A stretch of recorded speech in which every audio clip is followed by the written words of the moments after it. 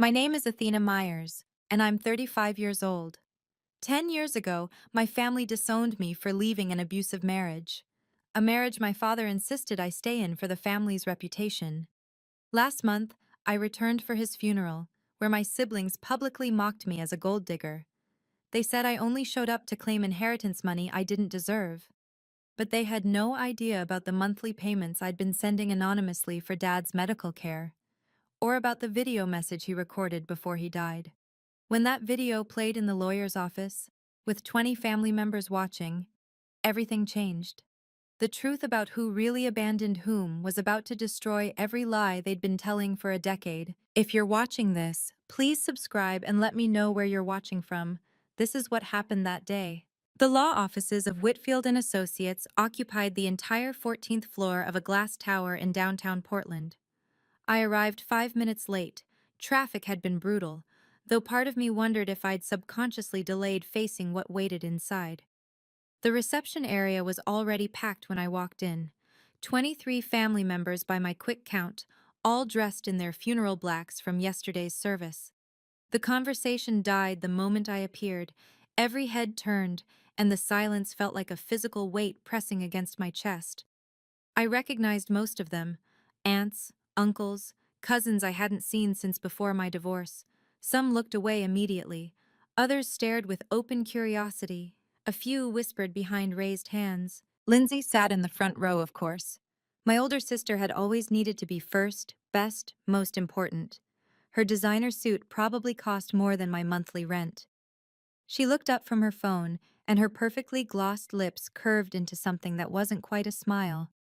"The gold digger finally shows up," she announced to the room, her voice carrying that special tone she'd perfected in high school, sweet on the surface, poison underneath.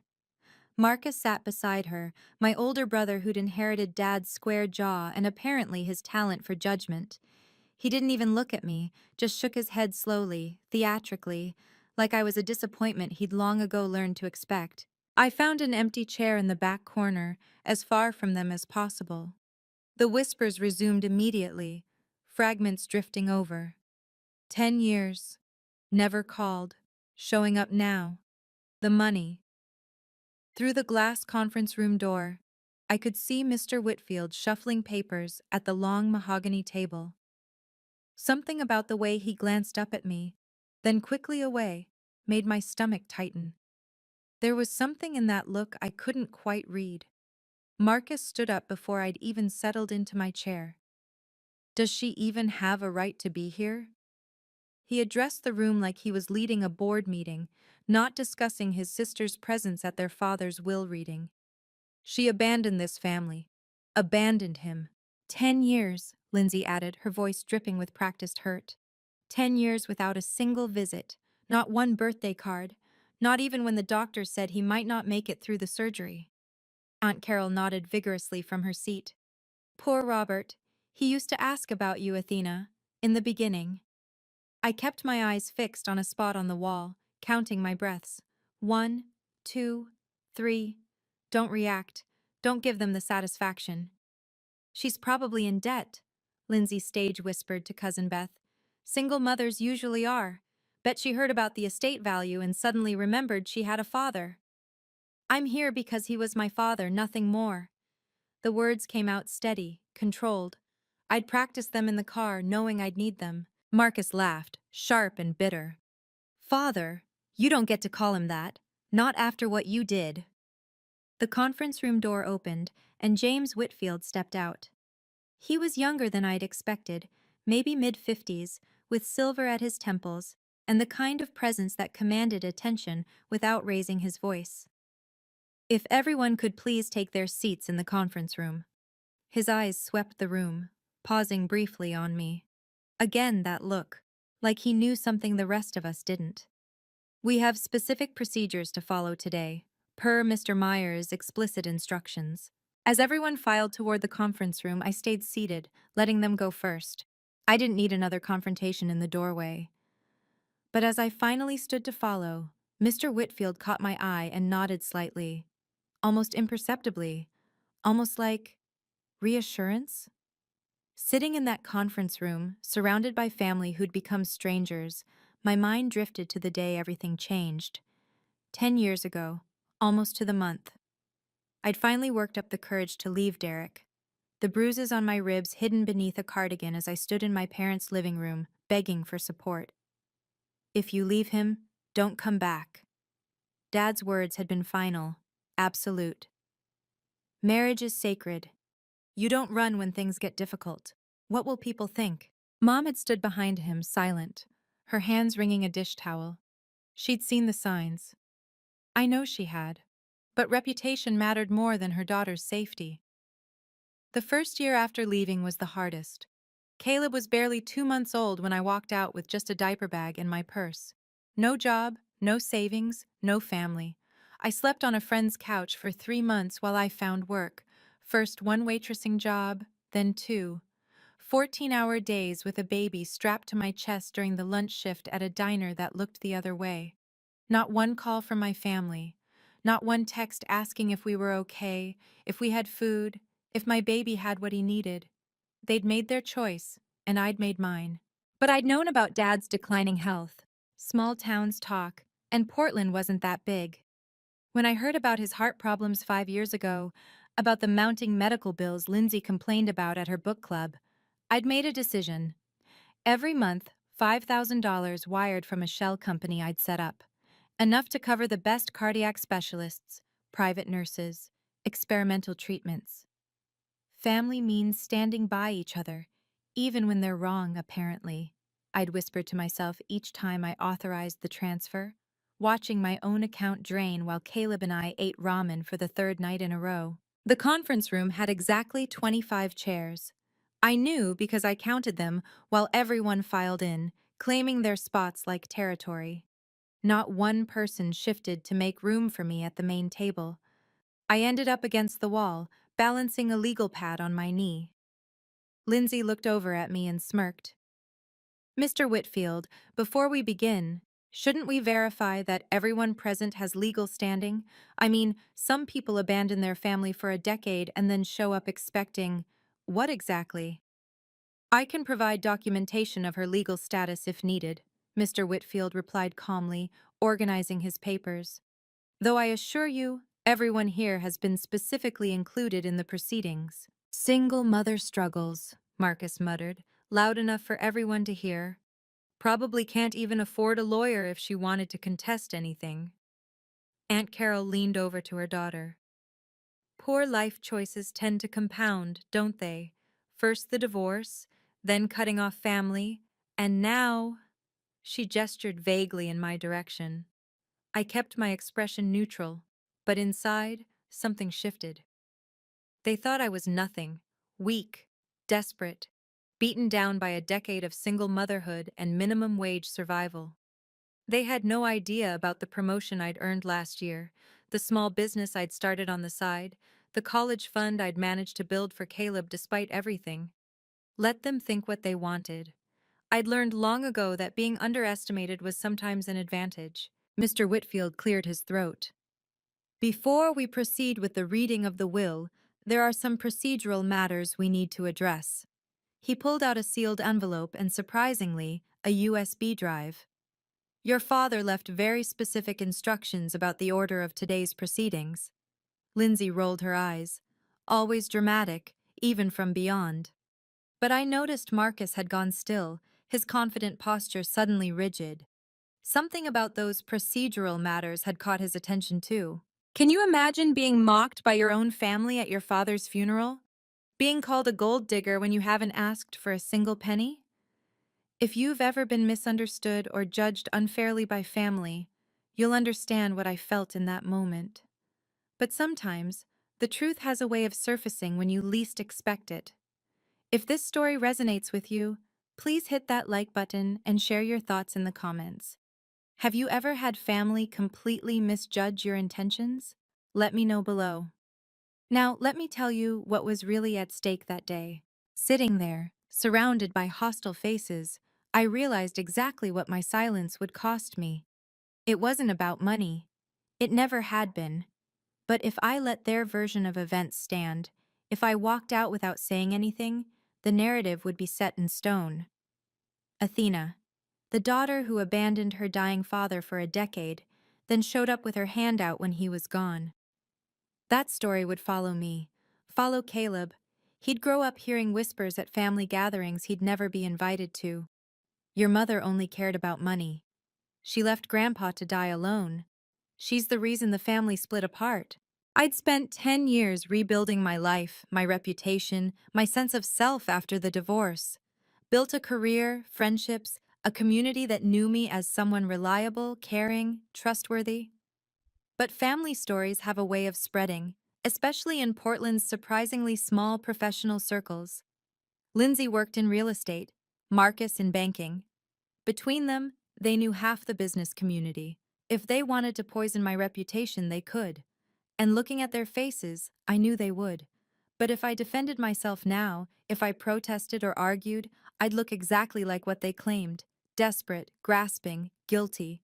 It was a trap with no good exit. Mr. Whitfield opened his leather portfolio and pulled out several documents, but he also placed that USB drive prominently on the table, right next to an envelope with Dad's handwriting on it. My heart stuttered. I recognized that handwriting, even from across the room. "Before we read the will," Mr. Whitfield said, checking his watch, "there's something else. Something your father insisted must come first." Lindsay crossed her arms. "Just get on with it. Some of us have actual responsibilities to get back to." But Mr. Whitfield was already standing, moving toward the flat screen mounted on the wall. "Before we proceed," Mr. Whitfield said, "you should all understand the scope of what we're discussing today. Mr. Myers's estate is more substantial than you might expect." Lindsay leaned forward, her hostility momentarily replaced by interest. Marcus pulled out his phone, probably opening his calculator app. They thought they knew what was coming. They'd been managing Dad's finances for the last 5 years, after all. Or so they believed. "The primary residence on Laurelhurst is valued at $2.3 million, Whitfield continued. The investment portfolio, as of market close yesterday, stands at $5.7 million. There are also several smaller assets: cars, artwork, a cabin in Bend." Aunt Carol gasped. Cousin Beth's eyes went wide. Even I felt my breath catch. I'd known Dad had done well with his construction business. But this? $8 million total, Marcus said, already doing the math. "Split 2 ways, that's..." "3 ways," Lindsay corrected sharply, glancing at me. "Unfortunately." They'd already decided how to divide it. I could see it in their faces. They'd probably already contacted real estate agents about the house, financial advisors about the portfolio. Lindsay kept talking about renovating her kitchen. Marcus had mentioned a new boat at the funeral. Mr. Whitfield glanced at his watch again. It was such a small gesture, but something about it felt deliberate, like he was timing something specific. "The distribution of assets will be addressed shortly," he said carefully. "But first, as I mentioned, there are your father's specific instructions to follow." He picked up the USB drive, weighing it in his hand like it contained something heavy. "This was recorded 2 months ago in this very room.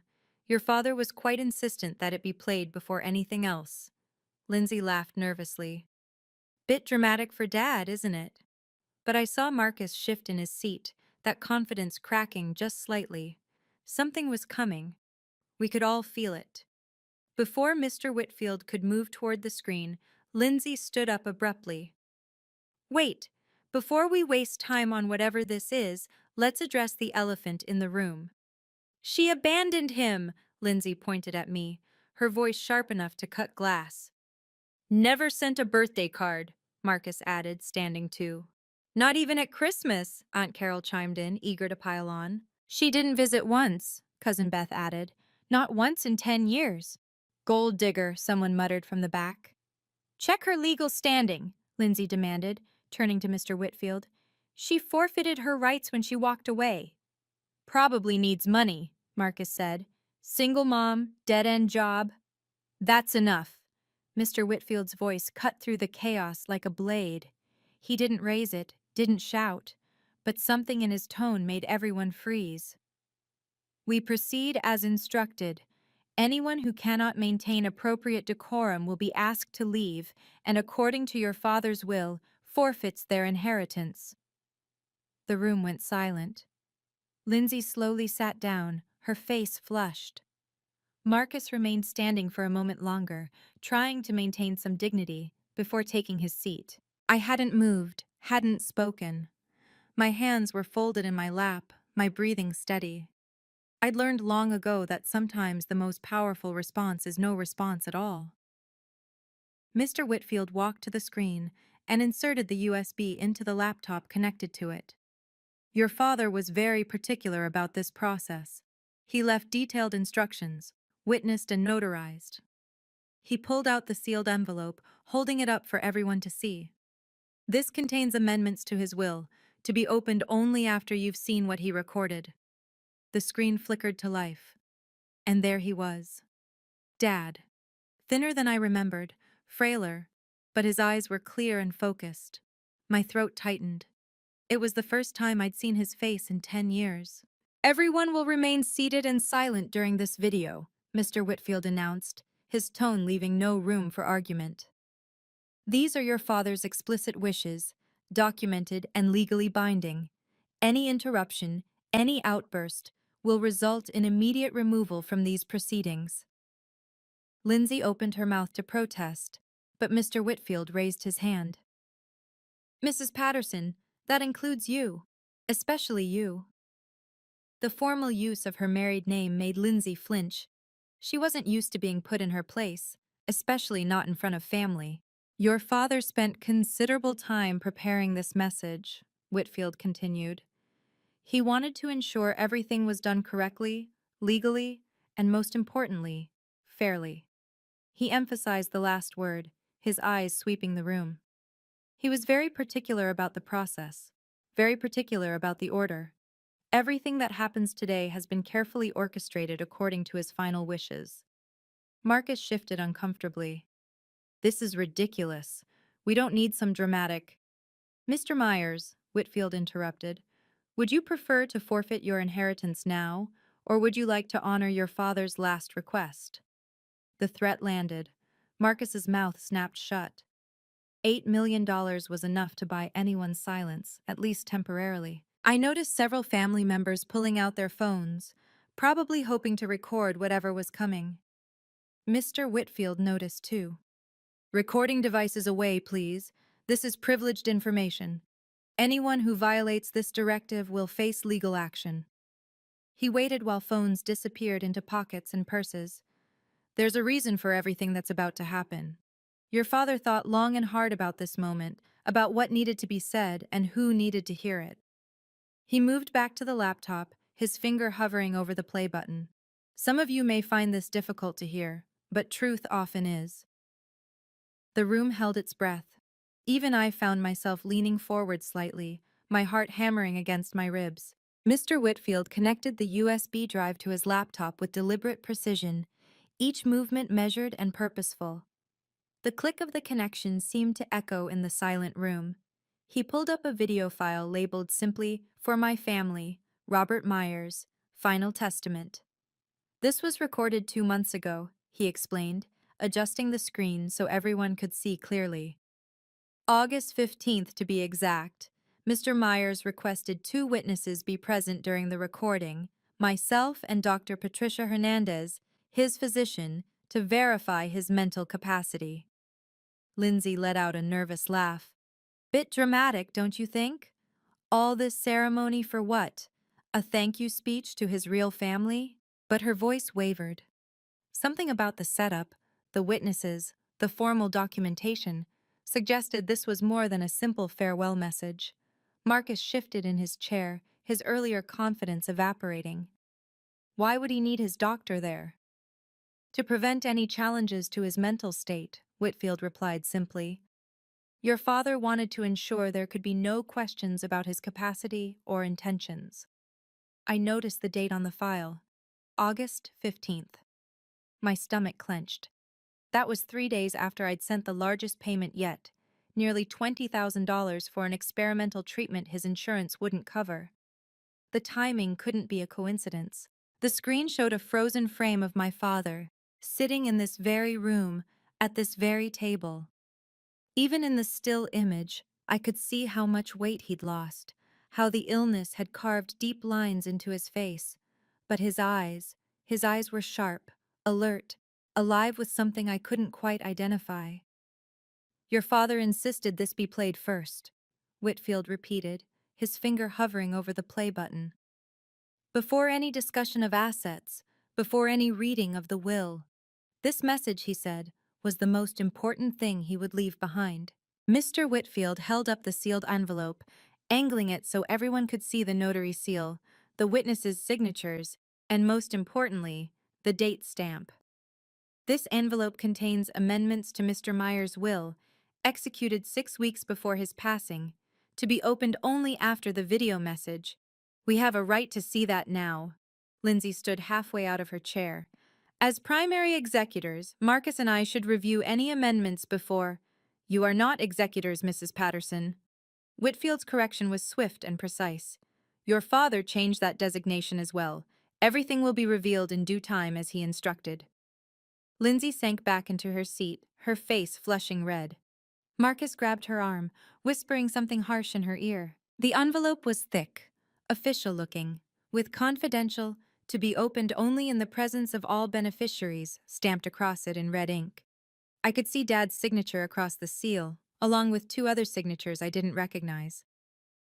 After the video, as instructed, Whitfield repeated, placing the envelope prominently on the table where everyone could see it, but no one could reach it. Several family members had their phones out again, despite the earlier warning. Cousin Tom was definitely recording, trying to be subtle about it. Whitfield either didn't notice or chose not to address it yet. The date on the envelope caught my eye again. 6 weeks ago. That was right after I'd set up the private nursing service, the one that cost $8,000 a month but provided round-the-clock care. The one I'd paid for by selling my car and taking on freelance work every weekend. Had someone told him? Had he somehow found out? Everything will make sense soon, Whitfield said, his finger finally pressing play. Your father made sure of that. The screen came to life, and my father began to speak. But before Dad could say more than, "If you're watching this," Lindsay shot to her feet, her control finally snapping completely. "Stop! Just stop!" She whirled on me, her perfectly manicured finger pointing like a weapon. "She doesn't deserve to be here. She doesn't deserve a penny." The room erupted. Mr. Whitfield reached for the pause button, but Lindsay was already in full performance mode, playing to her audience of sympathetic relatives. "I sat by his bedside for months." Her voice cracked with practiced emotion. "Every single night when he was in the ICU. Where were you, Athena? Where were you when he was crying out in pain?" "The medical bills," Marcus added, standing beside his sister in solidarity. "Do you have any idea what we paid, what we sacrificed? I took out a second mortgage." "She wasn't there," Aunt Carol added. "Not for the surgeries, not for the chemo, not for anything." "Probably off with another deadbeat boyfriend," someone muttered. Cousin Tom had his phone up openly now, recording everything. The family drama he'd capture would fuel gossip for years. Lindsay stepped closer to me, her voice dropping to a venomous whisper that still carried across the room. "Where were you when he needed you? When he called out for his baby girl in his delirium? You broke his heart, and now you want his money?" Every eye in the room was on me. 23 faces filled with judgment, disgust, and righteous anger. They'd already tried and convicted me in the court of family opinion. I remained seated, my hands folded, my expression neutral. Inside, my heart was shattering all over again, but I wouldn't give them the satisfaction of seeing it. The screen behind Lindsay was still frozen on Dad's face. And then, without warning, Whitfield hit play. Dad's voice filled the room. "First, I need to apologize to Athena." The room went absolutely still. Lindsay stood frozen mid-gesture, her finger still pointed at me. Marcus's mouth fell open.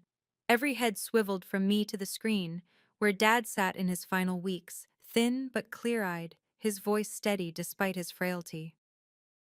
"If you're watching this, I'm gone," he continued, "and there are things you need to know.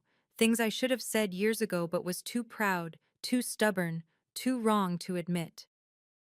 Lindsay's arm slowly lowered.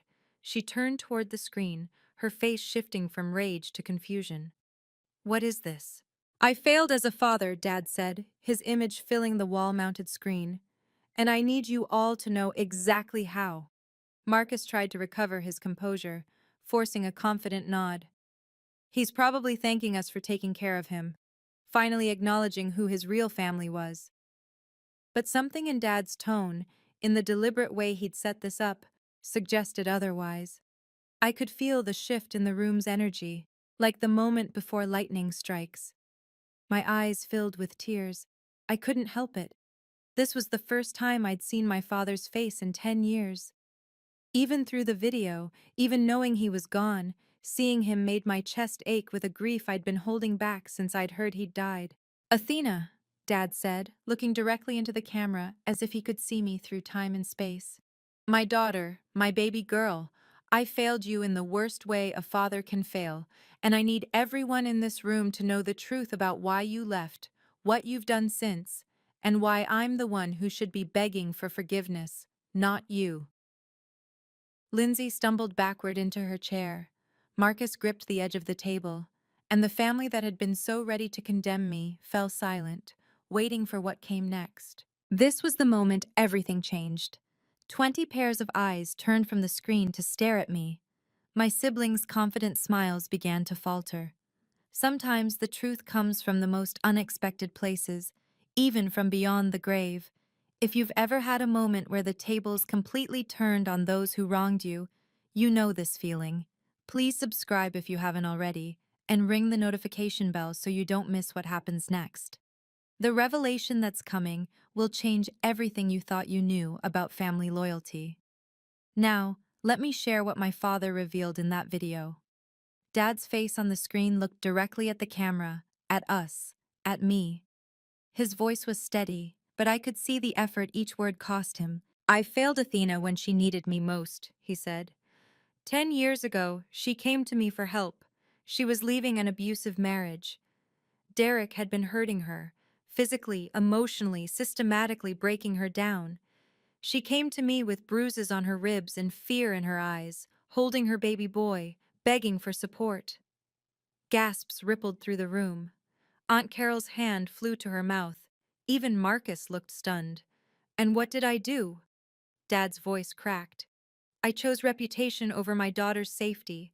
I told her that marriage was sacred, that she needed to try harder, that divorce would bring shame on our family. I told her if she left him, she shouldn't come back. Lindsay's face had gone pale. She slowly sank into her chair, her earlier righteousness evaporating. I was wrong, so terribly wrong. Dad paused, collecting himself. She was brave enough to leave anyway, to protect herself and her son. She chose survival over family approval, and I punished her for it. The room was so quiet I could hear the air conditioning humming. Several relatives were crying quietly. Cousin Tom had lowered his phone, no longer recording. I was a coward, Dad continued, his eyes glistening with unshed tears. I let pride and the fear of gossip override my duty as a father. While Lindsay and Marcus visited me for show, taking photos for social media, planning what they'd do with their inheritance, Athena. He paused, looking directly into the camera. But Athena never abandoned me despite what I did to her. What I'm about to reveal will shock you. For 8 years, Dad's voice filled the silent room. Someone has been paying my medical bills. Anonymous monthly transfers of $5,000, sometimes more when special treatments were needed. Lindsay's head snapped toward Marcus, confusion clear on her face. He shook his head, equally bewildered. Private nurses when Medicare wouldn't cover them. Experimental treatments insurance denied. The best cardiac specialists in Oregon. All paid for by mysterious wire transfers that started arriving exactly 1 month after my first heart attack. Dad paused, and Mr. Whitfield clicked something on his laptop. The screen split, showing bank records alongside Dad's video. Transfer after transfer, month after month, totaling hundreds of thousands of dollars. I hired a private investigator to find out who was helping me, Dad continued. It took him 6 months to trace through the shell companies and false names, And when he finally found the source, the bank records zoomed in, showing the originating account details.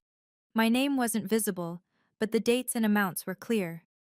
It was Athena, working 2 jobs, sometimes 3, living in a one-bedroom apartment with her son while sending me money for treatments in private hospital suites. She sold her car to pay for my surgery. She worked weekends and nights to cover my nursing care. Tears were streaming down Aunt Carol's face now. Marcus had collapsed into his chair, staring at the screen in disbelief. While she struggled as a single mother while you all called her selfish and cold, she was killing herself to keep me alive, never asking for recognition, never telling anyone, never using it as leverage to get back into the family. Dad's image leaned forward, his eyes intense. My other children visited for show. Athena loved in silence. She gave everything while asking for nothing. That is true family. That is real love. Mr. Whitfield stood slowly, picking up the sealed envelope as Dad's video continued playing. And so, Dad's voice said, I've made changes to my will. James, please open the envelope now. The sound of paper tearing seemed impossibly loud in the silent room. Whitfield pulled out a document marked Amendment to the Last Will and Testament of Robert Myers. This amendment was executed 6 weeks before my death, Dad's recorded voice explained. In the presence of 2 witnesses and a notary, while I was of completely sound mind, as verified by Dr. Patricia Hernandez. Whitfield began reading in his measured professional tone. I, Robert Myers, being of sound mind and body, do hereby amend my last will and testament as follows. Lindsay gripped Marcus's arm so tight her knuckles went white.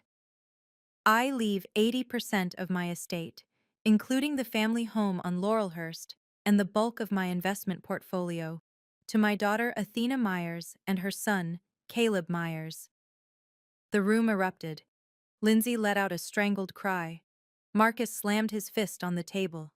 Several relatives gasped or exclaimed in shock. Whitfield continued reading, raising his voice above the chaos. To Lindsay Patterson and Marcus Myers, I leave $50,000 each, along with my complete collection of family photographs and personal mementos. This can't be legal, Marcus shouted. Dad's voice cut through from the video. I know some of you will be angry, but I'm giving the most to the one who gave the most when she had the least.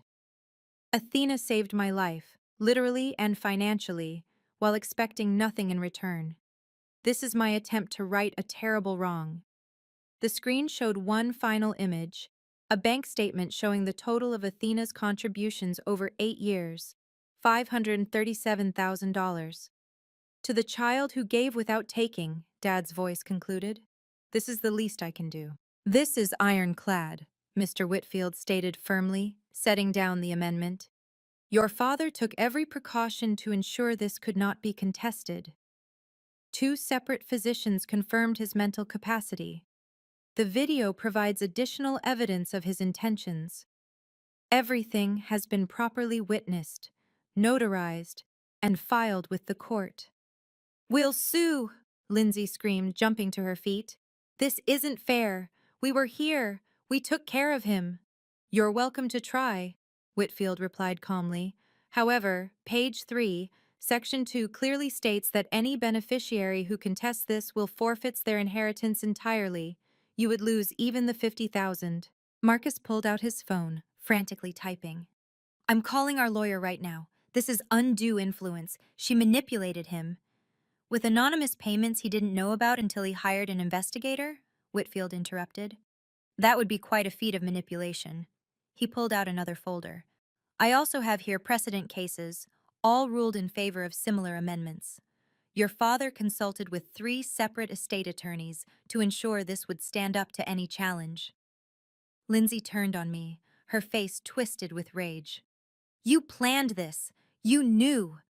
I stood slowly, my legs shaky. For the first time since entering this room, I had everyone's complete attention. But now, instead of contempt, I saw shock, shame, and in some faces, a dawning respect. The estate will be distributed as specified, Whitfield continued. The house transfers immediately. The financial assets will be available within 30 days, pending standard probate procedures. He looked directly at Lindsay and Marcus. Your father was very clear about his wishes, very clear about his reasoning, and very clear about the consequences of challenging them. The room felt smaller suddenly, the air thick with the weight of reversed fortunes and revealed truths. I stood there, tears streaming down my face, looking at my siblings, who suddenly seemed so much smaller than they had an hour ago. The room waited for me to speak, to gloat, to claim my vindication. But that wasn't who I was. It never had been. I never wanted his money, I said quietly, my voice steady despite the tears. I sent those payments because he was my father. Despite everything, despite the pain and rejection, I loved him. Lindsay's face crumpled. Marcus looked away. Every month when I sent that money, I told myself I was doing it for Caleb, so he could know his grandfather was cared for, even if they never met. I did it because that's what family does. You help, even when it hurts. I turned to face my siblings directly. You can have the money, all of it. I don't want it. Gasps echoed through the room. Even Mr. Whitfield looked surprised. But I'm keeping the house, I continued, my voice growing stronger. Not for me, but for Caleb. He deserves to know where his grandfather lived, to have that connection to his history. He deserves to walk through those rooms and know that despite our broken relationship, there was love there. I paused, looking Lindsay and Marcus directly in the eyes. And you're not welcome there. Either of you. You spent 10 years telling everyone I abandoned this family, while you abandoned basic human decency. The boundary was clear, firm, professional. No hatred, no revenge, just a simple statement of consequence.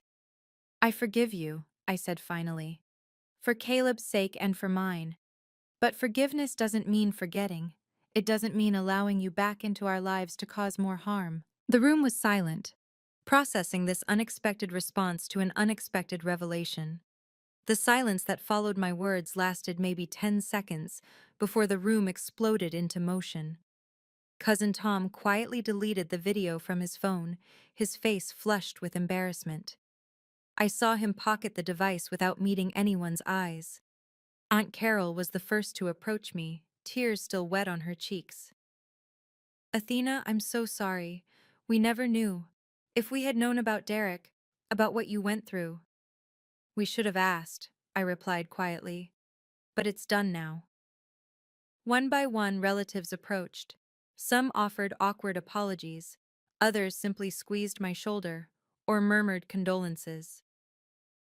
Uncle Richard, who hadn't spoken once during the entire meeting, stopped beside my chair.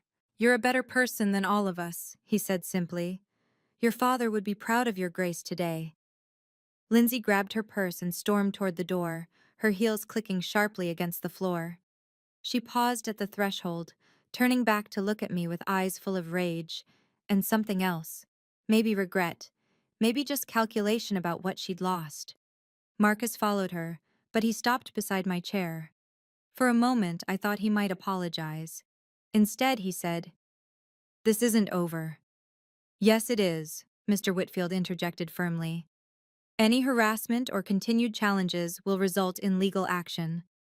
After they left, the room felt lighter somehow. Beth approached hesitantly. "Athena, we never knew about the payments. We believed what they told us." "I know," I said. "That was the point. It was never about recognition." Mr. Whitfield handed me a set of keys, old-fashioned brass ones on a simple ring. "The house is yours, Ms. Myers. Your father would be proud of how you handled this today." The keys felt heavier than they should, weighted with 10 years of pain and redemption. 6 months later, the full consequences of that day had rippled out in ways none of us could have predicted. Lindsay's real estate business had taken a significant hit. Word travels fast in Portland's professional circles, and the story of how she'd treated her abused sister while taking credit for care she didn't provide had spread.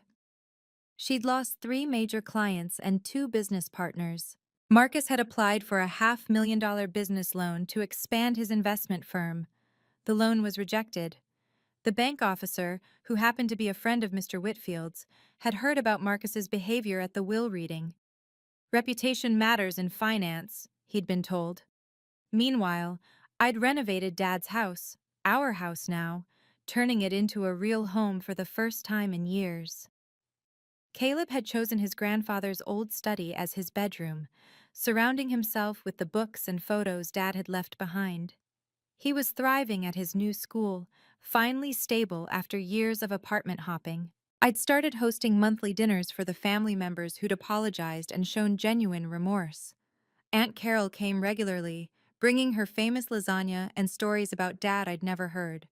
Uncle Richard helped with house repairs, teaching Caleb woodworking in the garage where Dad had once built furniture. The biggest irony came 3 months after the will reading. I used part of the inheritance to create a scholarship fund in Dad's name for women leaving abusive relationships. The first recipient was a young mother with 2 kids, fleeing a situation painfully similar to mine 10 years ago. Lindsay and Marcus had tried to contest the will despite the warnings. True to the terms, they lost even their $50,000. That money went into the scholarship fund too. They wanted money and lost everything else. Aunt Carol had said at our last dinner, "You gave everything and gained a family." The restraining order became necessary after Lindsay showed up at Caleb's school, trying to convince him I'd stolen his inheritance. The principal called me immediately, and the police were involved. The judge granted a 2-year protection order without hesitation after reviewing the evidence. Marcus took a different approach, spreading rumors in professional circles that I'd manipulated a dying man.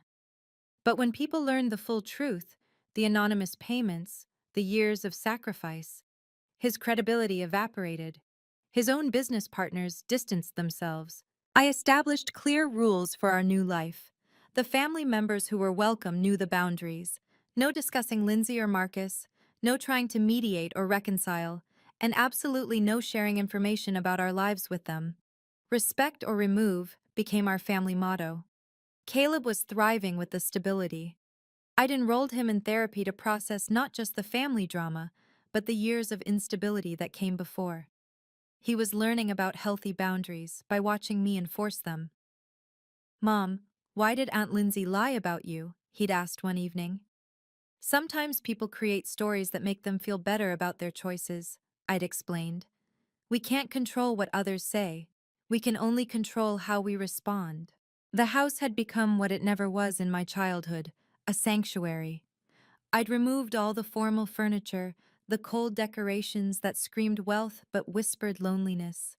Now it was filled with comfortable couches, Caleb's art on the walls, and the sound of laughter during our monthly dinners. I'd also returned to therapy myself, working through a decade of trauma and rejection. My therapist helped me see that setting boundaries wasn't cruel. It was necessary for healing. "Family isn't obligatory," she'd said. "It's chosen through actions, maintained through respect, and sometimes protected through distance." Looking back now, I realize that vindication came exactly when I'd stopped looking for it. For 10 years, I'd sent those payments with no expectation of acknowledgement, no hope of reconciliation. I'd simply done what felt right, even when it hurt. The truth has a way of surfacing, though not always how we expect. Dad's video message wasn't just an apology. It was a mirror held up to everyone who'd chosen comfortable lies over uncomfortable truths. Some people looked away from that mirror. Others, like Aunt Carol and Uncle Richard, faced what they saw and chose to change. I taught Caleb the most important lesson through all of this. Give without expecting returns, but never allow yourself to be diminished by those who take without gratitude. We volunteered together at the women's shelter now, helping other families rebuild after escaping abuse. The house that had once echoed with judgment and disappointment now hosted birthday parties, study groups, and holiday dinners. But only for those who'd earned their place through respect and genuine care. The family photos on the walls told a new story, not of the family I was born into, but the one I'd chosen and built. Lindsay and Marcus had taught me something valuable too, though not what they'd intended. They showed me that the best revenge isn't revenge at all. It's living well, loving deeply, and maintaining your integrity even when no one's watching. Especially when no one's watching. Your value isn't determined by others' opinions, I tell Caleb often. It's determined by how you treat people when you have nothing to gain. The $8 million didn't change who I was. It just revealed who everyone else had been all along. And in that revelation, I found my freedom. Thank you for listening to my story. If you've ever been the black sheep of your family, or had to walk away from toxic relationships to save yourself, I want you to know you're not alone. Your worth isn't measured by their acceptance. Sometimes the hardest thing and the right thing are the same. What boundaries have you had to set with family? Share your story in the comments below. Let's support each other. And if this story touched you, please share it with someone who needs to hear that choosing yourself isn't selfish, it's necessary. Subscribe for more stories of quiet strength, winning over loud ignorance.